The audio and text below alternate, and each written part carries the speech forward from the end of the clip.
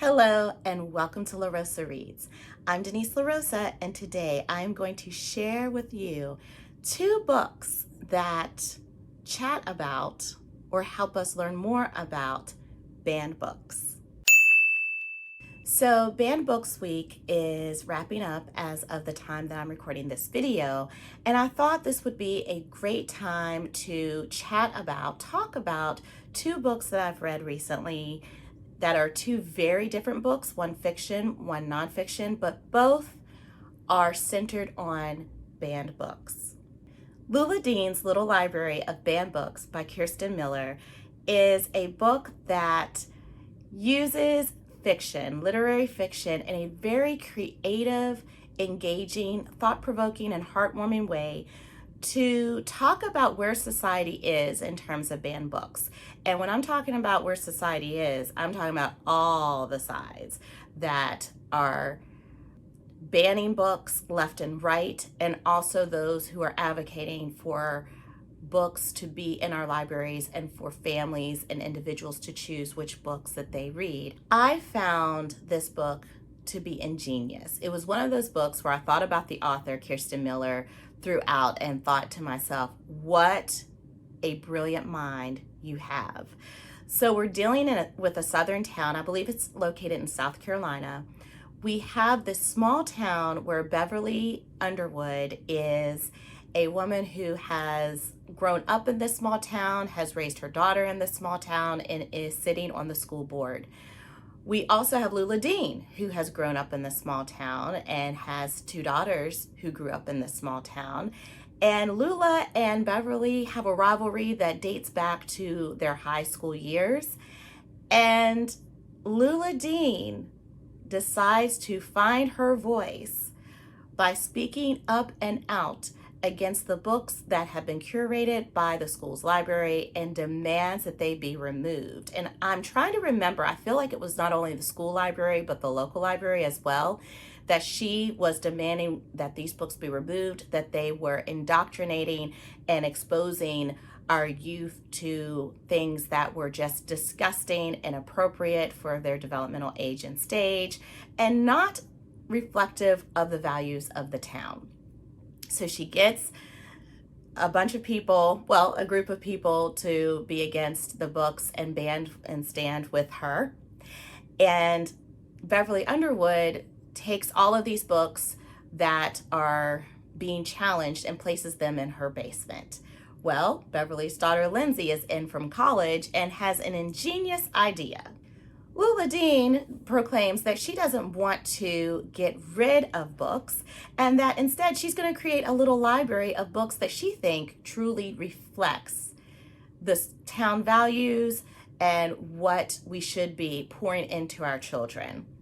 Well, Lindsay, Beverly's daughter, while she's in town, decides to come up with a little sneaky plan of scooping up those banned books that were in her mom's basement, going over to Lula Dean's little library and replacing Lula Dean's books with the books that have been banned by Lula Dean herself. And she does this by putting the jackets of the more conservative Lula Dean approved books over these banned books. So people are grabbing the books from the little library and thinking they're getting one book, when indeed they're getting something quite different.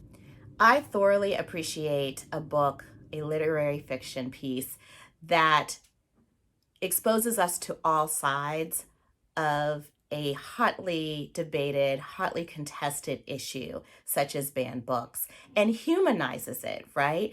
And even though a lot of these characters are, should I say, exaggerated figures, because it's truly an entertaining book, you can get to the heart of the matter. So as people are grabbing books from Lula Dean's library for various reasons, sometimes out of curiosity, sometimes really seeking the book that Lula Dean says is available, they end up finding exactly what they needed but weren't looking for in the banned book that they ultimately are reading.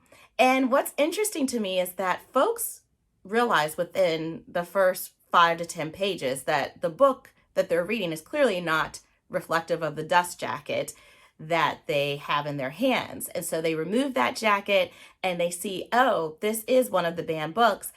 But what I find to be interesting is that people continue to read. And so we have little vignettes, if you will, of various members of the community being spotlighted, dealing with their challenge of life through the through line of the book that they're reading, the banned book that they're reading.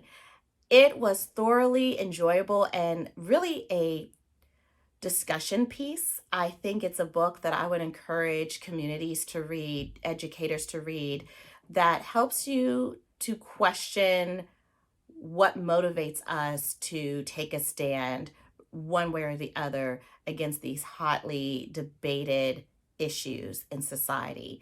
And I found myself reveling in every page.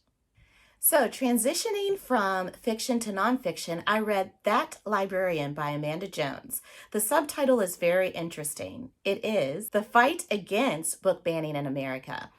As many of us know already, and if you don't, shame on you, you need to know and learn more about how librarians are really being attacked. They're at the front lines of this book banning issue and are unfairly being judged, criticized, mistreated, cyberbullied, and it's so misplaced. And what I appreciate about Amanda Jones' story is that she is one of those librarians who has unfortunately suffered criticism, bullying, mistreatment, slandering from members of her community. And she is very vulnerable, very authentic and herself in voicing all of her feelings and emotions that came out about that. But let me tell you what I love the most about this book. I love that she educates us on the processes that librarians go through in order to curate, acquire, and sometimes, take books off the shelves. And that is what's missing from this dialogue. It's easy to just read a headline or some social media post and determine that you are either against book banning or all for books being banned. But what takes work, but what is critical, is to educate yourself on what librarians do. How do they decide what books to put on the shelves? What does that process look like, sound like, and feel like? And when a book is needed to be taken off the shelves, how is that determined? What does that process look like? And so Amanda Jones not only shares her story, but she shares the behind the scenes logistical process of being a librarian. And when you read that, I listened to the audiobook, but when you learn that and you hear her voice or you read about that, you realize that this book banning situation is quite ludicrous. And look, I clearly will tell you where I stand. I am against book banning. I am of the belief, like I am with music and any kind of form of media, that it's up to us, the adults, the parents, the caregivers in our children's lives, to decide what books or forms of media our children are allowed to partake in, and also be aware of what they're partaking in first and foremost, and then offer them the support, the conversations that are needed to help them fully flesh out and understand what media they're consuming.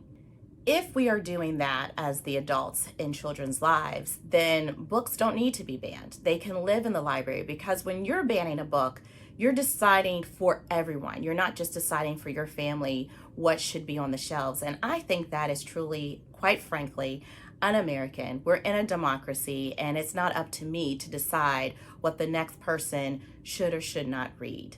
Clearly, there are going to be inappropriate books for certain developmental ages and stages, because they're clearly for specific developmental ages and stages. So for instance, a nonfiction adult book is for a nonfiction adult to read, not for a tween to read. Again, I feel like we as adults in children's lives are the ones that have to monitor and determine what that means for the young people in our lives. So I appreciate Amanda Jones breaking that down. She also gives us calls to action gives us resources on how those of us who are standing against the banning of books in America, what can we do to move the needle on putting a stop to this, and having conversations instead. Because I will say this, I may disagree with the next person who is all for banning books, particularly books that I believe should not be banned. I want to be in conversation with those people.